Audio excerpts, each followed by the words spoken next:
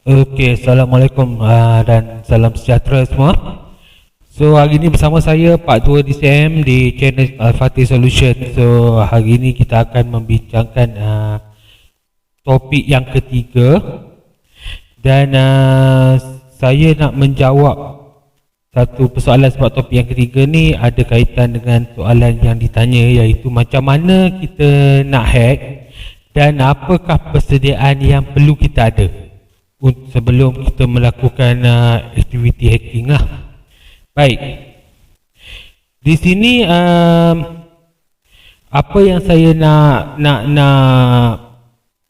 nak kongsikan adalah apa yang perlu kita ada. Kalau contohnya setengah orang bila kita tanya apa yang perlu kita ada, dia orang kata kita perlu ada komputer, kita perlu ada kita perlu ada setengah yang mengatakan kena ada otak lah bagai kan. So saya lebih suka macam ni. Saya kata apa yang perlu ada bagi untuk kita melakukan hackers ni, ada beberapa perkara lah. Yang pertama sekali, kita kena ada ilmu. So ilmu yang macam mana yang kita nak kena ada?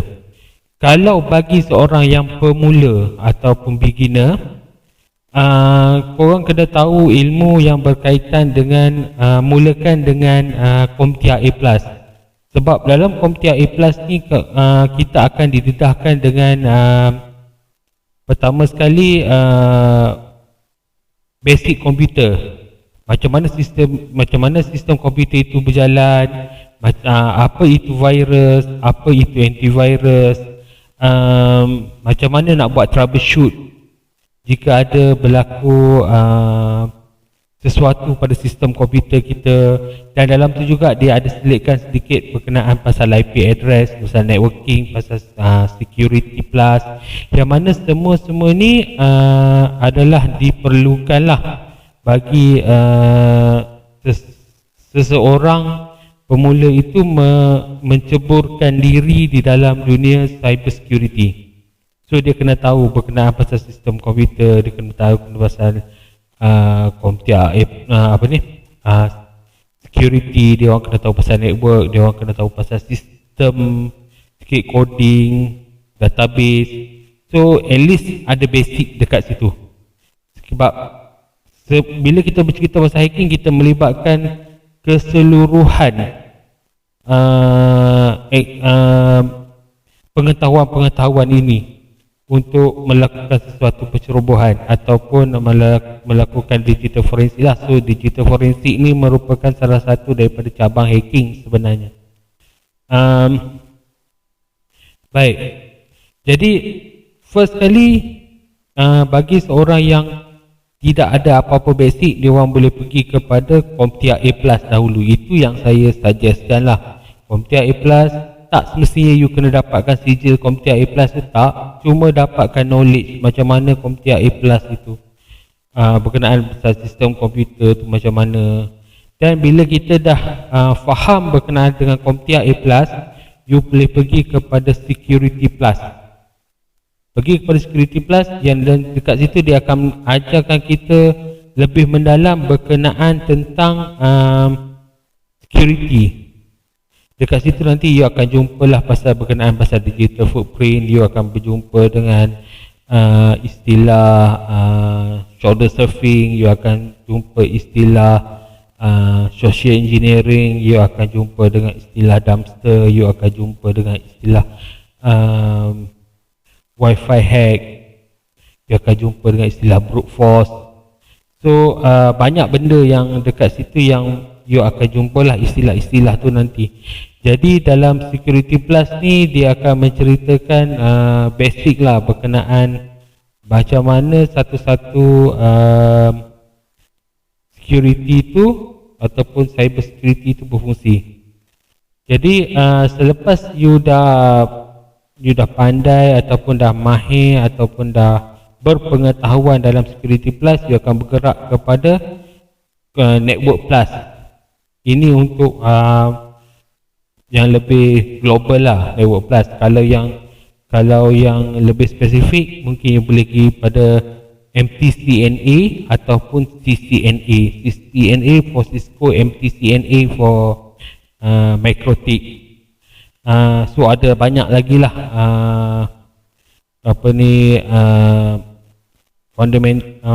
fundamental untuk network.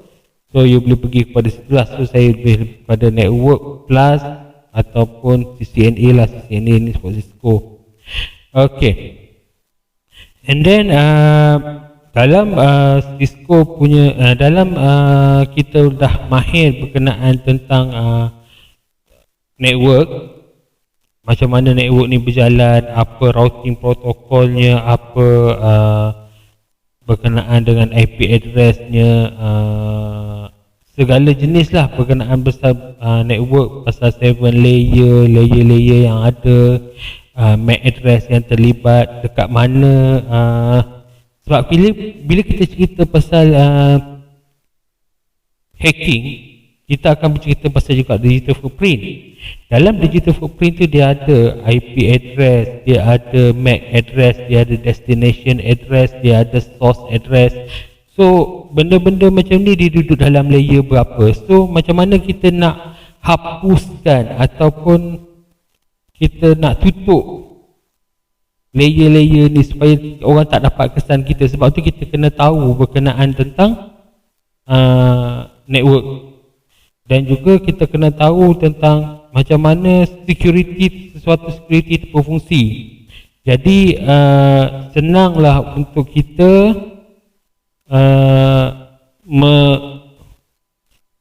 mencipta ataupun membina satu idea untuk melakukan pencerobohan.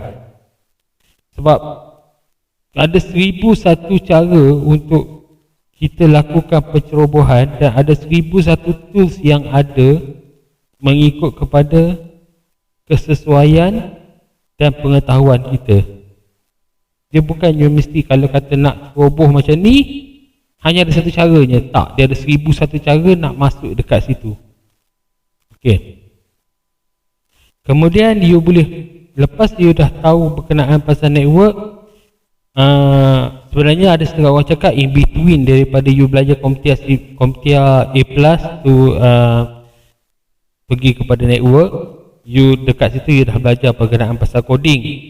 Mungkin Python, kalau siapa yang tahu Python lah, saya tak tahu Python. So saya pun baru tengok Python tu sedikit.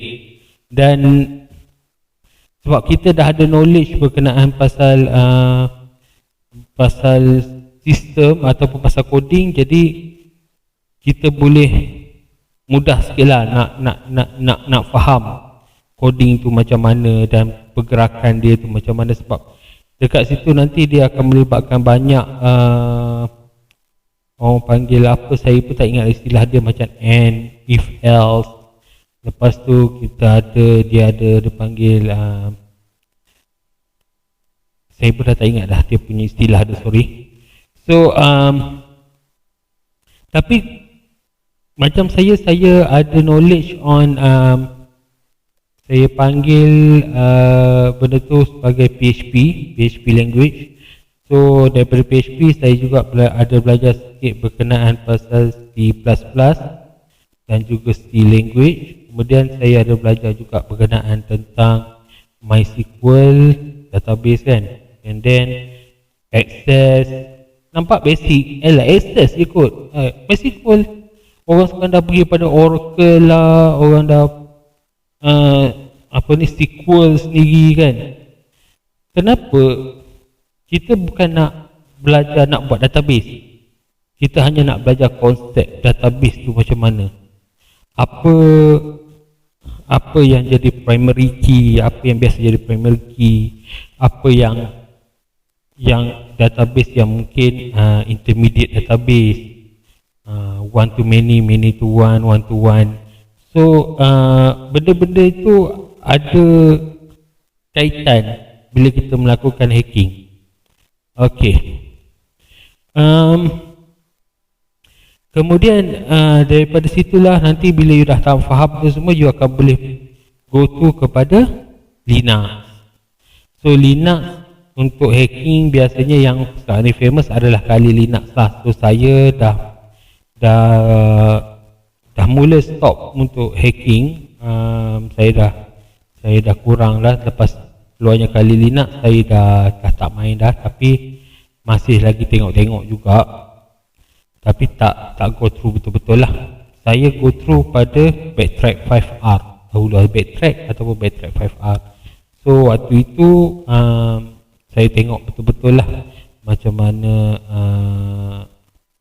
kita nak lakukan hacking. Dan hacking ni dia ada pelbagai lah. Okey, itu ada yang pertama. Yang keduanya, kita pergi kepada selain daripada ilmu komputer A+, cyber security, security plus, network plus ataupun MTCNA ataupun CCNA, kemudian coding, kemudian kita kena pergi kepada idea. Sebab bila you dah tahu semua tu, you dah pergi kepada you dah nak masuk ke dalam dunia hacking sebagai contoh, apakah idea yang kita nak kena pakai, tools yang macam mana yang kita nak kena pakai untuk melakukan hacking. Sebab saya cakap tadi, kita ada 1001 cara hacking. Jadi contohnya macam, okey, saya kata contoh macam wifi crack ataupun wifi hacking. Okey, wifi hacking ni kita nak ceroboh, nak dapatkan password dia. So macam mana kita cara? Sama ada kita nak boleh guna dengan cara social engineering, ataupun kita boleh guna Jack the Ripper, ataupun kita nak guna brute force, crack-ng, ataupun banyak lagi lah. Ada banyak beberapa tools yang hackers ni dah kadang-kadang dia dah keluarkan part-part yang tertentu hanya untuk wifi saja. So you just put untuk crack wifi saja. So kita kena tahu apa tools yang kita nak pakai. So kita kena ada ideas. Kalau kepada yang lebih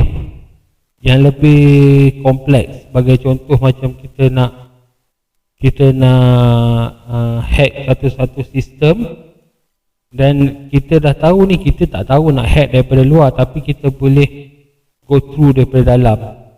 Macam saya pernah cerita sebelum ni, yang mana badan kerajaan mungkin saya ni vendor yang jahat, yang ada